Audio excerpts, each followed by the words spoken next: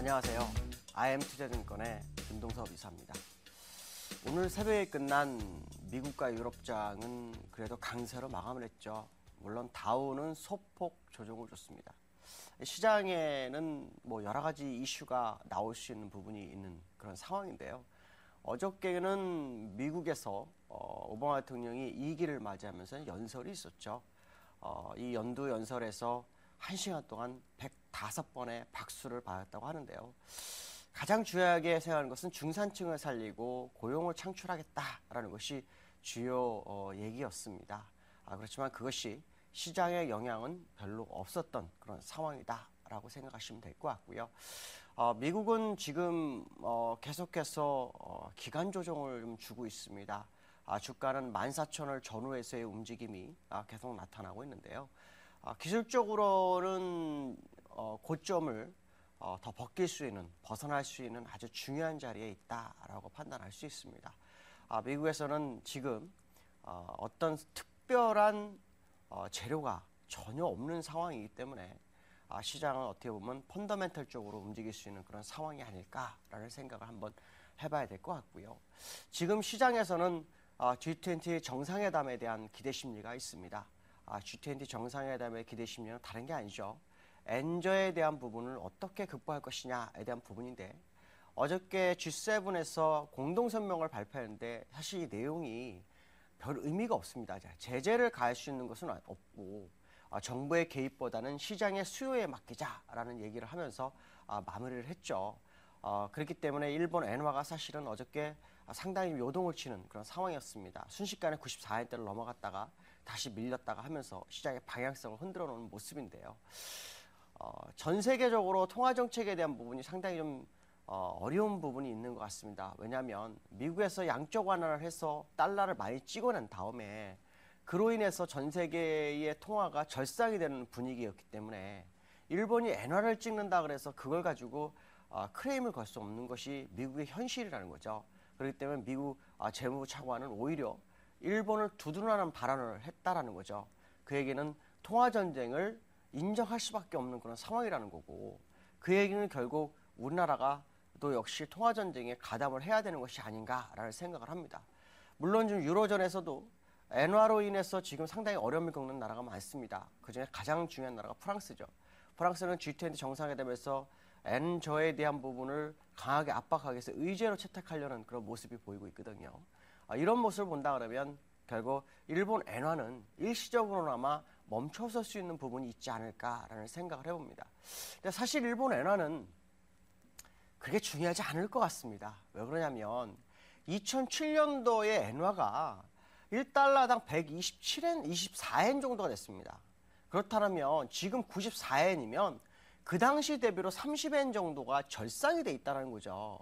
그 당시 우리나라 종목도 보시면 차화정이 주가를 끌어올렸었는데, 지금 엔화의 강세로 인해서 자동차주가 안 좋다는 것은 말이 안 되는 거죠. 그 당시에 자동차가 엄청나게 주가를 하는데 그 당시 엔화는 124엔. 그럼 지금 30엔 절상이 됐기 때문에 사실 이게 뭔가 좀 이해할 수 없는 그런 부분이죠. 그러니까 일본 엔화로 인해서 아마도 유로존이나 미국 같은 경우에 안전자산 선으로 투자했던 자금의 손실에 대한 부분이 엔저의 강세를 엔저의 약세를 아마 시장에서 얘기하는 것 같다. 그리고 향후 수출에 대한 사실 큰 문제가 없지 않을까라는 생각을 한번 해볼 수 있는 문제가 아닌가 이렇게 보여지고 있습니다. 일본에서는 그래서 이 부분에 대해서 상당히 좀 예민한 반응을 보이고 있죠. 왜냐하면 엔화를 105엔대까지 끌어올리고자 하는 정책적인 목적이 좀 있는 것 같습니다. 105엔이라고 하면 2006년도에 에서 2007년도로 124엔까지 가기 전에 저점 부분이 106엔이었거든요. 그렇기 때문에 거기까지는 기술적으로도 열려있다라고 판단하는 것 같습니다. 그래서 그런가요? 계속해서 지금 엔화는 약세를 지속할 수 있는 부분인데요. 일본 엔화가 약세를 더 지속하기 위해서는 BOJ의 은행장이죠. 은행장이 바뀌어야 됩니다. 그 시점이 4월이기 때문에 아직 시간은 좀 남아있지 않을까. 물론 4월까지 기대 심리가 반영되면서 엔화가 더 약세될 수 있는 부분도 있지만, 불확실성이라는 것이 자극한다 그러면 엔화는 추가적 상승에 제한이 걸릴 수 있는 아주 중요한 위치가 아닐까 이렇게 판단하고 있습니다. 자, 그 다음에 이제 우리나라죠. 어저께 우리나라 간만에 상승을 했죠. 예상대로 현물에서 외국인의 매수세가 아주 중요했고 선물에서 외국인들이 숏커버링을 걸어주는 거 상당히 좀 좋았습니다. 오늘은 이제 상당히 중요하죠. 왜 그러냐면 오늘 같은 경우에는 옵션 만기일입니다. 옵션 만기일인데 만기일은 항상 메이저들이 자기들이 원하는 포지션 안에서의 움직임을 원합니다. 기술적으로 보면은 265 정도까지도 결제 가능성이 상당히 있고요. 밀리게 된다 그러고 해봐야 요 근처 현재 261 전후가 되죠. 그러니까 이 정도까지에서는 결제 가능성이 상당히 높죠. 거기서 가장 중요한 것은 외국인들이 선물에서 추가적인 숏 커버링이 들어오느냐에 대한 부분이죠. 이 부분은 이제 기관들이 움직여주는 게 상당히 중요하다라고 말씀드릴 수 있고, 그 다음에 엔저에 대해서 우리나라가 만약에 맞불을 놓는 전략이 구상된다면 오늘 금통위가 있습니다. 여기서 금리 인하가 이루어지는지를 확인하셔야 됩니다. 물론 지금 시장에서는 금리 인하가 좀 어렵지 않겠나라는 설문조사가 있습니다. 약 한 채권 전문가 202명 정도를 대상으로 설문조사를 했는데 84%가 동결을 얘기하고 있죠. 그 얘기는 다른 거 없습니다. 해외가에서 펀더멘탈이 좋아지고 있고 경제가 개선되고 있는 상황이고 전 세계가 계속해서 동결하는 분위기이기 때문에 당연히 동결이 우세하다라고 얘기를 하고 있고, 일편적으로는 반면에 다른 사람들은 인하를 조금 얘기하고 있는데, 그것은 이제 인하를 얘기할 수밖에 없는 게 환율이 계속해서 이런 상황이 발생하면 우리나라 수출에 좀 악영향을 줄 수 있다는 거, 거기다 경제 성장률이 계속해서 낮아지고 있기 때문에 이것이 시장에는 부담 요인으로 작용하기 때문에 금리는 인하를 해야 한다라는 분위기거든요. 저는 금리 인하가 맞다라고 봅니다.